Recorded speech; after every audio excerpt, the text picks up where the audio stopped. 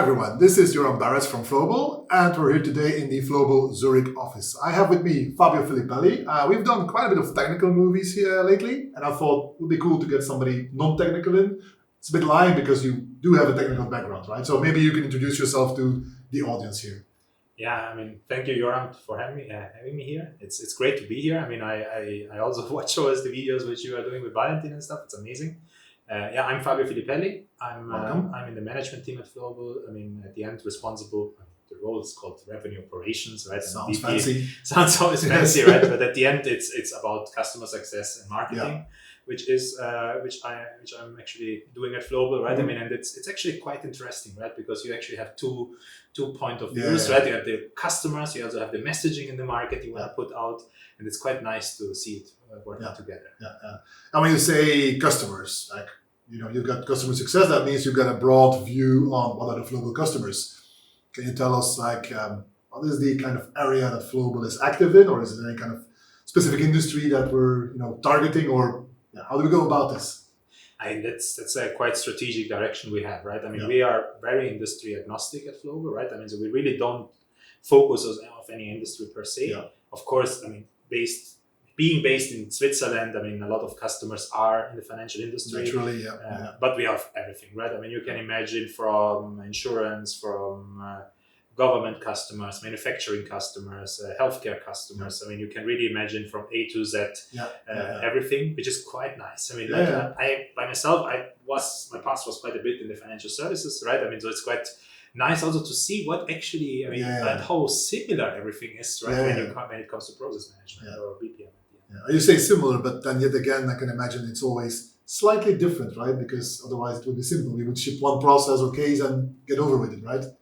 It's simple because we have a platform which can do everything, right? That's why it's simple. Of course, the use case the customer are doing are very diverse. But at the end, everyone is talking about processes. Everyone want to automate things, want to be more efficient, has regulatory requirements. That's what I mean by similar. Of course, the regulatory requirements. The actual implementation is always specific, right? Otherwise, it would be simple. But for us, it's amazing. We're shipping one product, right? That's true. And you can do everything. And for any industry. So that's basically the tagline of this movie. You can do everything. I'm gonna remember that. Quote me on that. So you said customers in different industries. Is there any kind of country that we're specifically active in? Actually, we are proud to be in every continent of the world. Okay. We have customers very everywhere. Especially our OEM customers help us a bit also to expand. But we are really everywhere.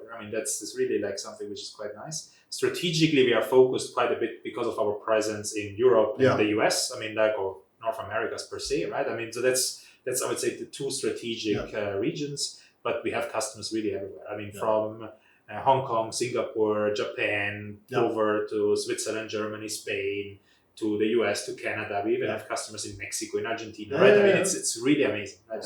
Awesome. Time zone is a mess. I was going to say around the clock, right? When I see the customer tickets coming in, it's like every day, every hour of the day, basically. Follow the sun. Exactly. You say that that we're implementing quite a bit of use cases, and they're similar from the kind of orthogonal requirements, functional requirements. Do you think that there is any specific use cases that people say, okay, that's a Flowable use case, or is it more general? There are some use cases which are, let's say, coming more often, but at the end, we're a platform, right? Our use case is process management or process automation at the end, right? So you can do everything which is about process automation. Of course, it's more common maybe sometimes to focus on regulatory requirements where you want to be fast and with process, with low-code capabilities as we provide, you are faster in automating stuff. A lot of things we also do is operational excellence where you want to actually really have something where there are some manual steps, there are some automatic steps, and you use Flowable to really glue things together, bring the intelligence together, and really make things fast, right? That's where we really excel, right? And that's where our customer really enjoy to use it. But being across all industries, the imagination is your limit, right? At the end, there's customers doing really stuff I could not imagine that can be done with Flowable. It's amazing. It's really amazing to see. Awesome. Right? They do surprise me also once in a while. We have a customer modeling dental implants for dentists, and then on another customer we're doing customer onboarding for banking, and then we are another customer. We are I don't know, managing what goes on the road of Switzerland if a big transport can run on the road. I mean, it's really crazy. Awesome. That's awesome. That's okay.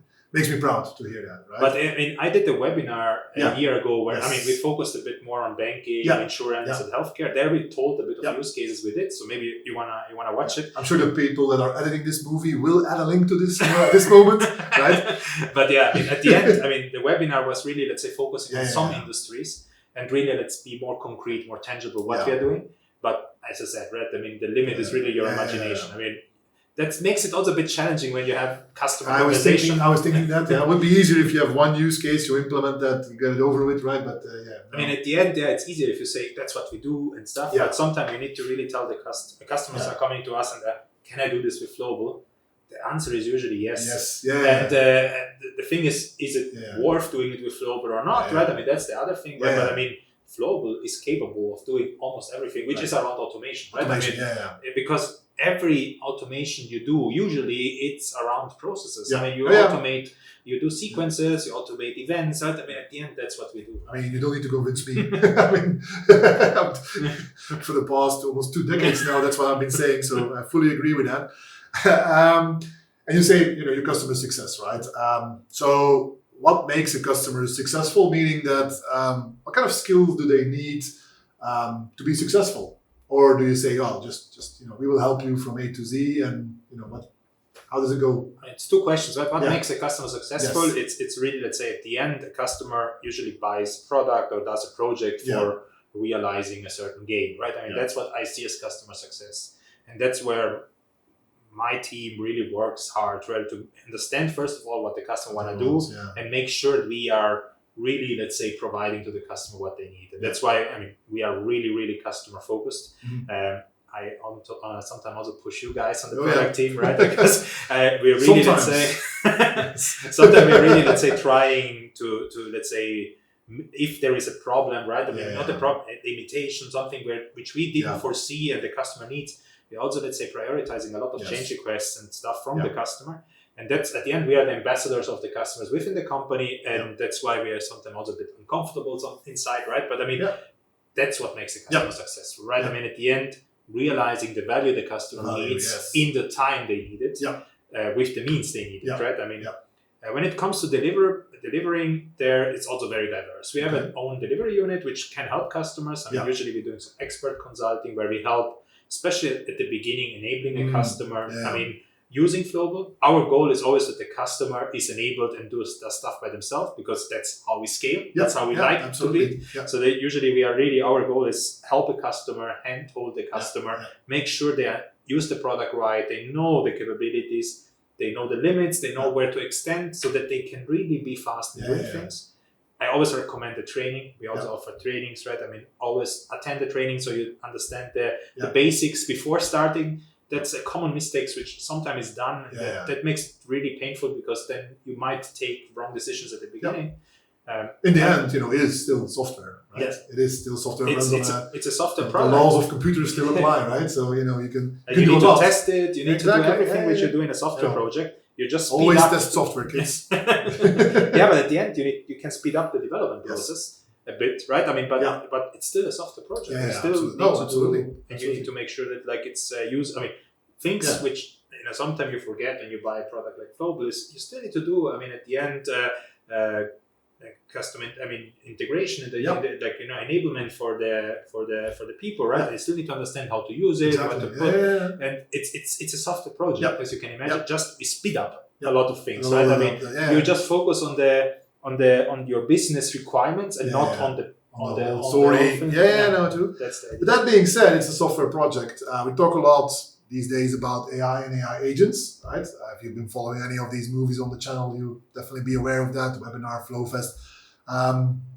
What is your opinion on that? Because that changes things a bit, or not? A bit, I would say it's underestimated. I think I see it a big change coming up, but in a good way, honestly, right? Because I really see AI as a disrupting factor which can really make things even faster than it was before. And we have an advantage, honestly, right? I mean, our heritage is orchestrating, taking decisions, deciding on path A, path B. That's what you do with agents. It's done for a long time, right? And with agents, it's the same. Yeah, right? no, I mean, at it's the end, absolutely you just add the natural language to the. I think that is a big game equation, changer, right? I mean, the natural language where anybody can say, "Computer, you need to do this," and it's not the domain anymore of the people who have the read the holy manuscripts. No, anybody can now say to a computer, "Do this," and that's powerful and scary.